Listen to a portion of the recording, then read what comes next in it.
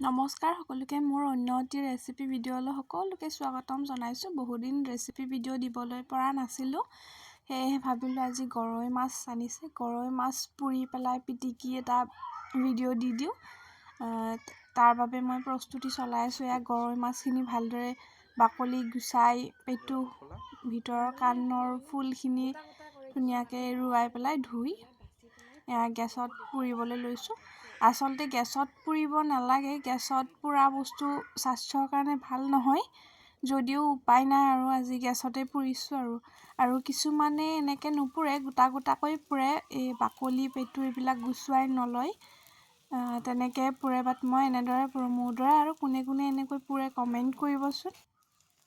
ভালকৈ লুটিয়াই বগৰাই মই মাছখিনি ভালদৰে পুৰি ল'ম।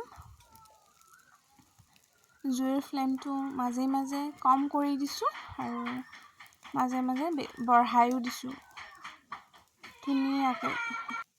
তাৰ পাছত এনেদৰে পুৰি পেলাই মই এখন প্লেটত কেঁচা ধনিয়া, জলকীয়া, পিঁয়াজ, নিমখ আৰু মিঠাতেল দি পেলাই পিটিকি ল'ম। এনেদৰে পুৰিলে যিবিলাক বেয়া লেতেৰা বস্তু থাকে সেইখিনি গুচাই দিয়াৰ নিচিনা হয় আৰু ভাল লাগে। মোৰ দৰে এনেদৰে কোনে কোনে পুৰে জনাবচোন। এয়া পিটিকি ল'লোঁ, খাই বৰ সোৱাদ লাগিলে। কোনে কেনেধৰণে পুৰি পেলাই খাই জনাবচোন কমেণ্টত, ময়ো বনাবলৈ চেষ্টা কৰিম।